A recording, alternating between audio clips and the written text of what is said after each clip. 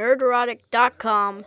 Welcome back to Nerderotic. My name is Gary Beekler, and I come to you from nerderotic.com. And there has been some crazy Star Trek Discovery news over the last 72 hours. And let's get to it. We have some interesting tweets from an actor in the show, and I have some information from two insiders that I'd like to share with you. Now, I shared these on a live stream yesterday, but I unfortunately had to pull it for reasons that were not related to Star Trek. But let's just get to this Anson Mount tweet first and try to unravel what the hell is going on. Has Star Trek Discovery been canceled, or is it about to be canceled? Hey, at El Pollo Loco, experiencing hashtag unemployment, hashtag will act for food with at Ethan Peck. With all of the stuff going around, I am very surprised Anson Mount put out this tweet, but he's probably not aware of it. Usually actors don't hang out that long on Twitter or have somebody tweeting for them. I'm not sure he's aware of the repercussions a tweet like this would have. That being said, his follow-up tweet is not a denial. Yes, we have been found out. The trolls have successfully used the mail order decoder pins to decipher the truth behind my devious, hint-laden tweets, and thank goodness for their insight, given Hollywood's famous ability to keep secrets. And a third tweet. Our Saniqua MG is a great leader who enjoyed a special relationship with everyone in the cast and crew, but my dog Mac got special treatment. Well, at least she was nice to the dog. That's cool. The key word in that tweet is enjoyed, past tense. Now, we have received similar tweets from Mark Hamill concerning Star Wars, and he ended up being in episode 9. So I'm not sure there is much to this, but sometimes where there's smoke, there's fire. They might be under an NDA, and he might have done, to use PewDiePie's word, an oopsie, and tried to cover it. I don't know, but I have insiders who have told me, well, kind of two different things, but I'll tell you what they've said. One I contact through DMs. The other one I actually talk to on the phone directly. First, let's get to the one who contacts me through DMs. Now, I've been talking to my source for the last 24 hours, actually since my live stream yesterday, that I had to pull down, but not for Star Trek reasons. I actually blabbed about a TV show being greenlit where I was told I could say something and then later told I wasn't supposed to say anything. So they asked nicely, and I pulled the live stream down. You can catch the audio version of that on my website, nerderotic.com. But let's get to what the insider has told me. By the way, everything you hear in this video is a rumor, and this is collected data that I got on a live stream yesterday. I'm not really into this Woodward and Bernstein stuff, but let's go. First thing I want to tackle is the theory that the Red Angel is Spock fixing the timeline, which I actually like this theory quite a bit, but unfortunately, according to my insider, I can confirm they have not allowed Kurtzman to use the license, so they can't un-F the timeline with the Red Angel crap. Addressing another rumor about the crew from Next Generation joining Picard in his series, apparently they can't. They are not legally allowed due to the license.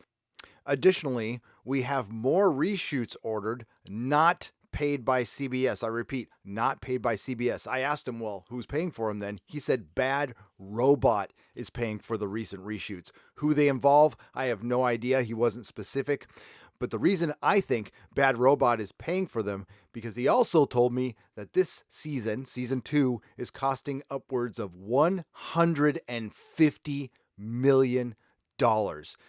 And the last couple of things from my insider, they, being Kurtzman and crew, are banking on the fact that the CEO is a Moonves loyalist. Being as he is an interim and not acting chair of the board, he has no power to renew or cancel, and the board gets to decide. Final word is he says this show is all but dead. Part of the reason this video is late is I was waiting to hear from my other source, which I did a few minutes ago. Very brief conversation, and the only thing he told me was no decision has been made on Star Trek Discovery Season 3. They are taking a wait-and-see attitude. And now CBS putting Brother on YouTube makes all the sense in the world, because initially it did not. It happened last Friday while I was on a live stream. One of our listeners put in the chat that Star Trek Discovery is for free on YouTube. And of course, I didn't believe him, so apologies. And we went to the CBS channel live on the air. We may have asked a couple of people to downvote. Sorry, not sorry. But I couldn't believe it. I was shocked. Why would you do that? They have their own platform. They could certainly offer an episode for free, and that brings people to their platform and possibly getting more subscribers. But, there's been a lot of rumors that the subscribers have completely flatlined. And why would you put the premiere episode of your flagship show on a network that you're trying to get people to pay for on a competing platform? Well, to find out what people really think. And since they haven't disabled the comments or deleted comments that I know of, and credit to them for not doing that, it tells me everything. And it tells me that the show is indeed in trouble. Couple that with the Anson Mount tweets, and where there's smoke, there's fire. And you know what? They probably paid a fortune to marketing companies and Parrot Analytics or a company like it to try to get this data that they can get for free on YouTube. You put it on YouTube, you can see actual minutes watched. How many people actually watched the whole episode? How many people just clicked on and off within a couple seconds? They'll know. And the comments. Now, a lot of people can say, oh, it's just trolls voting it down. Well, you could say it's just Trekkies voting it up, or Drekkies voting it up. I think they completely negate each other, and nobody is stopping anybody from putting positive comments on the video, but the most I saw were negative. It's still split, and that's why Star Trek Discovery is an absolute failure, because the fandom is split. And anytime you have a large portion of your fandom pissed off, that is not a success. On this very subject, I asked one of my insiders, and he got back to me. And what he got back to me with is something that may be a little worse. I just suspected that they didn't trust their internal data. I didn't suspect why, but he says there are too many Moonves loyalists at CBS, and there's too many bad robot loyalists at Paramount, so they don't trust the internal data. Let's face it, there's been so much trouble around this show, it probably isn't worth it anymore. And if you have a Picard show right around the corner, you could still salvage that, and if you get rid of a few people like Kurtzman, you might be able to bring most of the fans back. And I think Van Sitter's being with CBS now, I think maybe this thing's turning in the right direction. So Star Trek fans on both sides, I think this actually is a good sign that they put Brother on YouTube, because they really want to know what people think. Speaking of that, let's get to the comments section of the CBS All Access channel. From Seafood Diet, holy Christ, what the F did I just watch? Captain, warp me out of the Gillette universe and set my expectations to stun. Solar Costs, almost 700,000 views at this point and less than 3,000 likes. Overall audience response, indifference. Tim Edwards, I think I'm going to stick with the Orville. Mark Lawrence, so anyone know when CBS will finally admit that the people they put in charge of Star Trek are clueless? From Ralph, historically changing a show's formula which gained it a cult following into something designed for a wider audience will inevitably abandon its inbuilt fan base and lead to failure. The problem is that these companies are sitting on intellectual property which they see as dollar signs.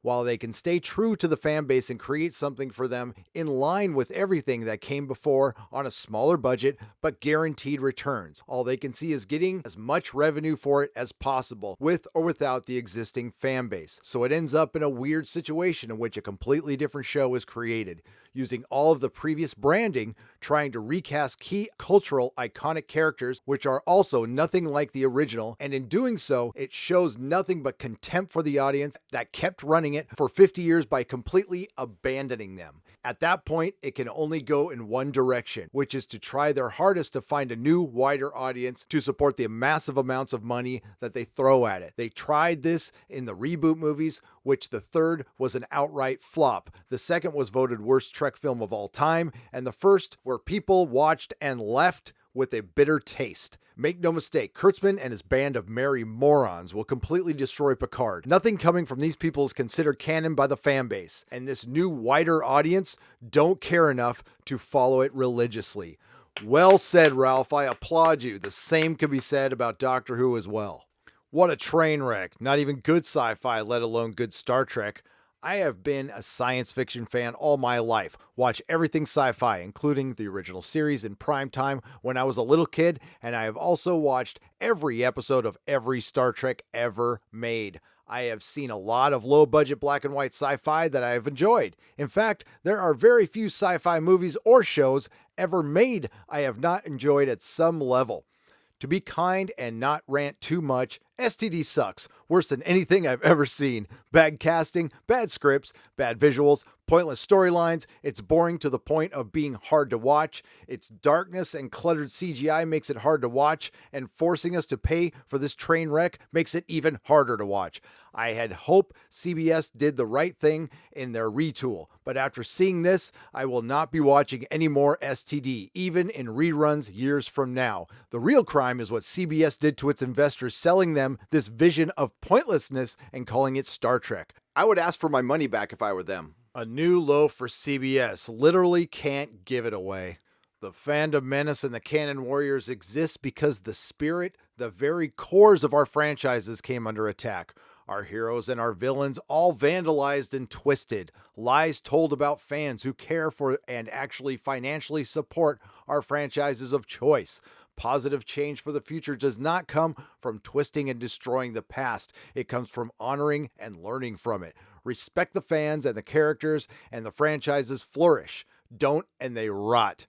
Hashtag without respect, we reject. Source material matters. Context matters. Integrity matters. Plagiarism is pathetic. Hashtag justice for Nas Abdeen. Those who blindly feed on the corporate table scraps without desire for better and respect for the legacy of our stories and myths are equally as harmful to our franchises as the shill websites owned by the very companies putting out the media they sing the praises of. Eric Hawk, great. It's actually a longer review. Please go find it in the comments section and read the whole thing. It's great. I just don't have time to do it all now, but well done, Eric.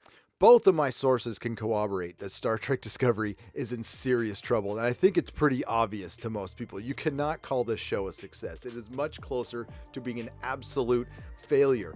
Despite the fact that half the fans are pissed off, look at the trouble the show's been from the beginning with the Axanar lawsuit, the new fan guidelines, the delay in shooting due to actors' schedule, firing Brian Fuller, reshoots, going over budget, firing a second set of showrunners, reshoots, going over budget, and the biggest dark cloud over all of it right now, the Anas Abdeen lawsuit, which could bring this whole thing crashing down. Hashtag justice for Anas. Did you blame CBS for canceling this dumpster fire, which the current regime really isn't responsible for? I could see it happening easily. It would be addition by subtraction. Look at the money you would save, and you could do a Picard show for much less money, and it would get 3, 4, 5 times the viewership, and you might actually gain subscribers on the streaming network that you so desperately need. There will be more videos on this in the future. We cover Star Trek Discovery live after it airs every Thursday night. Please join us for a live stream. We also cover the Orville live after it airs on the same evening. It's a fun night. It's a tiring night. Please join us. Please go to nerdrotic.com for my live stream schedule. Like, share, and subscribe if you like what you heard. If you did not like what you heard, hey, thanks for listening this long. Want you all to have a great day, and may the small folks sing songs of your greatness. nerdrotic.com. Please subscribe. A little stinger for you. You may hear in the next few days numbers like 24.5 million.